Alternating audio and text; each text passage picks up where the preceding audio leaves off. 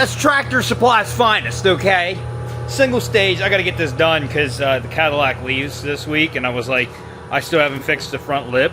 So, hurried up, sanded. I had this, I just didn't have time to do it, so I just hurried up, threw it in here and painted it today. It's still sticky. I put extra hardener in this time with hopes that it'll dry faster. Honestly, it is kind of dry, but it's also kind of tacky still. If you want to find out, touch an area, like, you can hear. In fact, yes.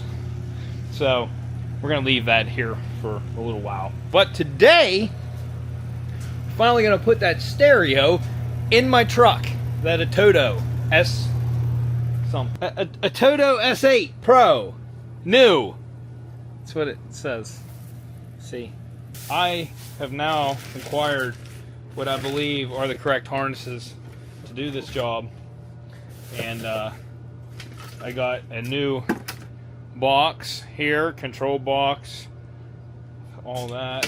Here's another harness, and then I also got the camera harness so that we can plug the camera in so my backup camera still works. So I believe we're ready to do this finally. I could be wrong. I don't know.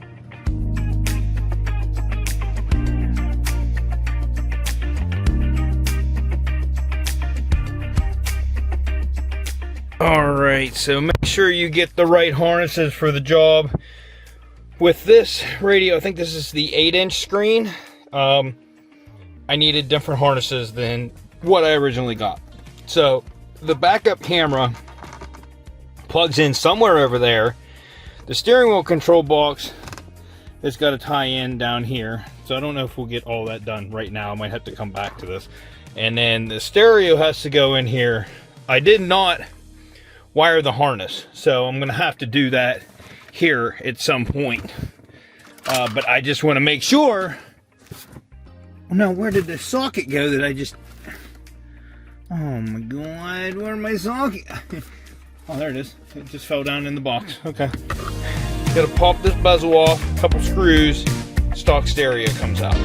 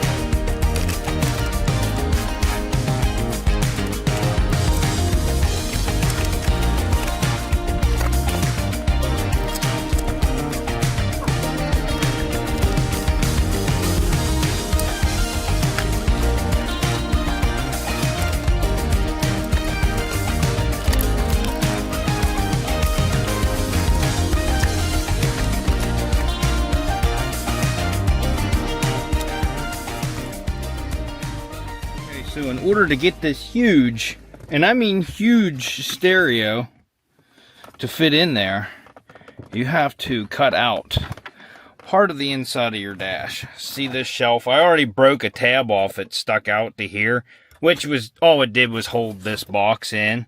I broke it off, and now I come to realize that I need to Dremel or cut that out. So I'm going to go get a Sawzall, do the right thing.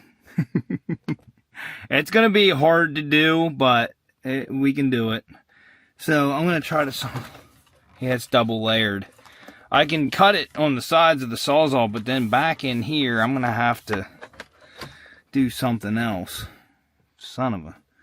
And then, I don't know, I got to find the rest of my installation kit, because the faceplate right here, I'm sure has to have brackets that bolt onto there, and I don't have them in this box. I'm going to have to look around. But you have to have something, because then that bolts this to the side of this. Actually, there should be brackets in with the stereo. Maybe it's in here in this box. They normally have generic brackets inside these boxes. There's a trim piece. I have, oh, there they are. Okay, never mind. We have them. These are what I'm guessing you use. All right, screw those metal brackets that come with it. Here's what I was looking for. These normally come with your installation kit. The metal brackets don't line up, plus there's tabs there you'd have to break off. This is what I was really looking for, and that's how it's supposed to go. And then find the holes it lines up with and put them in there. So let me go ahead and do that, and then I can get this portion of it done. Then we got to do the wiring harness. I'll get to that eventually. I'll figure this out. That's just in the way. It sucks. Ooh, it's getting hot in here. Anyways, I got the stereo installed into the installation kit with the faceplate on. I think I'm going to lower that faceplate down. I think it'll look better. Let me lower that down. There's adjustment. You can go up and down, and you can bring it closer to you. So there's screws in the back, and you can see them back in there. So I'm going to take those screws out and bring that screen down so it's kind of like centered on there. And then we'll start getting into the wiring and cutting the dash, and then finding the wire over there for the reverse camera. And this lots of fun going on here. All right, so that's now the whole way down on the adjuster in the back, as you can see. There's also tilt options, so you can tilt it up or down, but that looks a lot better to me. So now I'm going to go ahead and pop the climate control gauges in and get this part finished. They just pop in with these tabs in the back. So I'll get me doing that real quick, and then we'll continue on.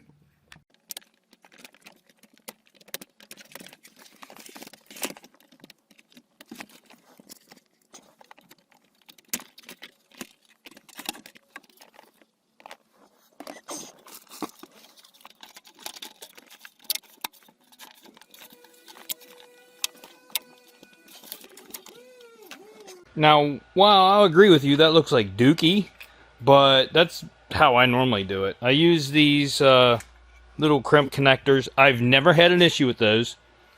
Put them on the wires, crimp them, and I tug on them to make sure that they hold tight. And then after I'm done with everything, then I do a tape ball and just tape it all together. So the wiring harness is complete. I don't have time right now, but we're gonna have to Dremel that dash. I keep saying it. It's time. Okay, so Sawzall it is for the most part, but I don't know how we're gonna get across the back of it. An X-Acto knife. It almost gonna have to be the way, or just a razor blade. All right, I hate to do this, but we're gonna start with a little bit of Sawzall action, and then follow it up with the torch. Maybe. I don't know if this is a good idea or not. Can't really get where I want to get.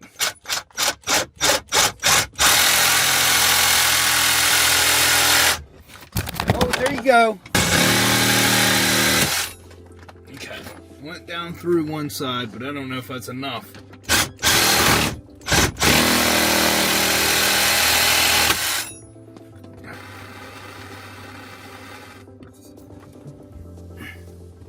It's not melting through like I thought it would. Son of a... I thought it would go through a lot easier. This is not a good idea. I tried. Now I gotta go get an X-Acto knife or something. I'll be right back.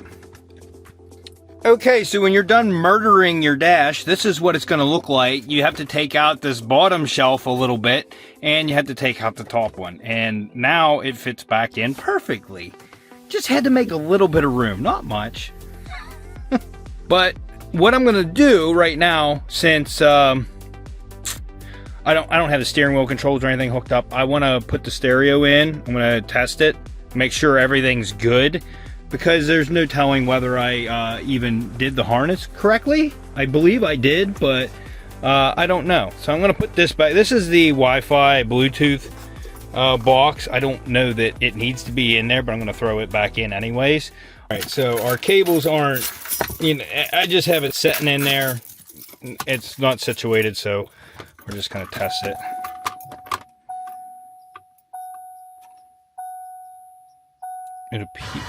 Okay. All right, let me hook my phone up and we'll make sure that my Bluetooth and everything works.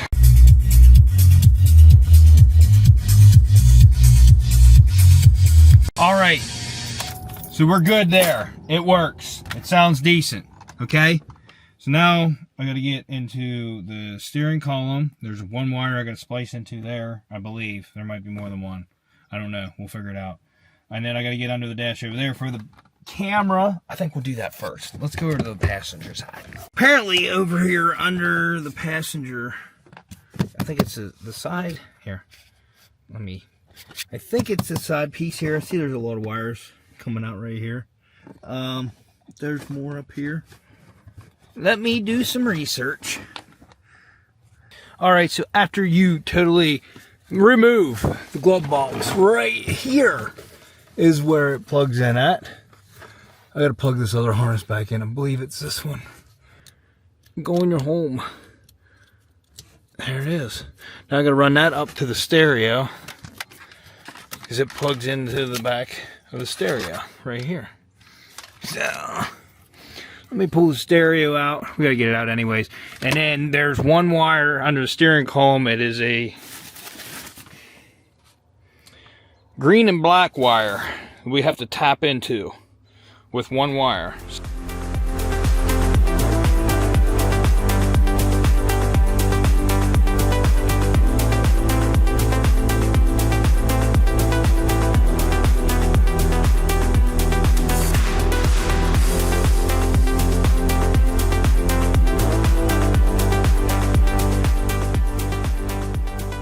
Now this took me a long time, okay, and I still haven't worked out the steering wheel controls completely. I got my volume, which on the back of the steering wheel is up and down, and then on this side should be track up and down. Now I programmed those, but for some reason when I hit the track up and down, the button just like flashes for a second, so it's real hard to program. And then when I do get it programmed, it doesn't seem like it's taking. Or sometimes I can get it to skip a track, but it's finicky. But that's not on this stereo system. That's on the programmer and the stuff I got. There's also dip switches on there, and I could mess with those. But the fact that I got my volume to work, I'm fine with that. I can skip tracks from here. I'm good with that. All in all, it is a very nice stereo. There's a very thorough equalizer. Let me go back to the home screen. There's lots of apps on here. So it's not showing up as clear as what it does in person. It kind of looks brighter on my camera than what it is. Maybe it's my... No. It's just the way my camera's picking it up. It's actually very clear and crisp.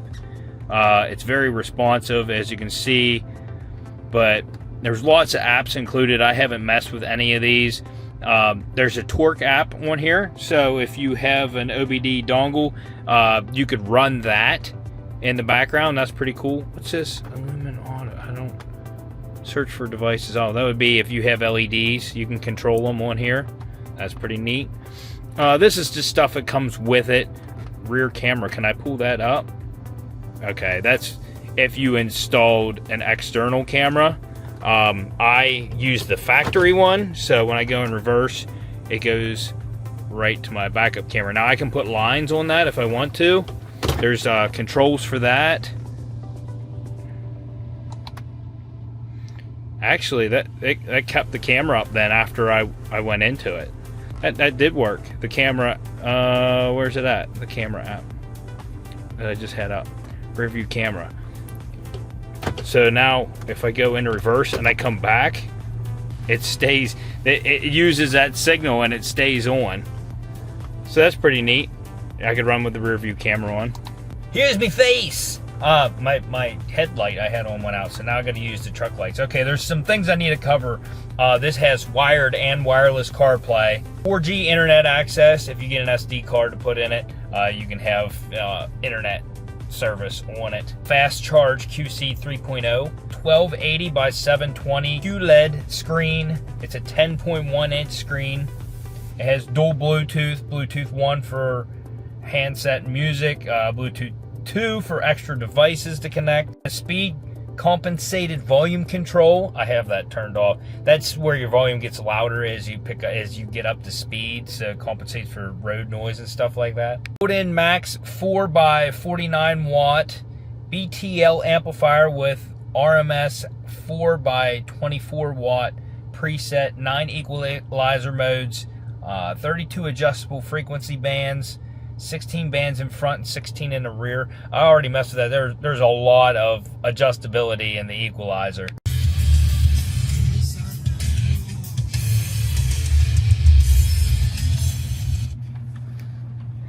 So anyways, if you want to get your hands on this Atoto S8, there's going to be a link down in the description. They're going to give me a discount code for you guys so you guys can get a little better deal on this radio. I've personally, since the last clip to this clip, I've had it in the truck for about 3 to 4 weeks now, and I absolutely love it. I like this stereo. This is the same, no, I had it in my Scion. I absolutely loved it, and then I let it go. But that one was a little bit different looking, but it was still an S8. The S8 is the one to get. If you're going to get one of these big touch screens, it's the nice one. Go for that one. It works. Everything on it works the way it should, and it's very fast and seamless, and it's just great sound coming out of it. I really do like it. In fact, since I put this stereo in, I've went and picked up 2 new projects since I've put it in, and it's worked flawless the whole time. So if you like this video, smash that like button, consider subscribing. Hit that dislike button if your mom likes some 10.1 inches. And we'll see you on the next episode Unwrapped. Hi, Stella. Hi. Oh, we looking out the window? What we see out there? Stubing. Yeah. You always gotta have something to say. Wait, you have any tips for the people? No? The baby's got their nighttime snack, and they normally are both here sleeping. That's your brother's bed, Sheldon. That's your brother's bed. What are you doing? Huh? What? Big beast. Where is your brother? You don't see him in here very often. What are you doing in there? You swatted at me. What are you doing?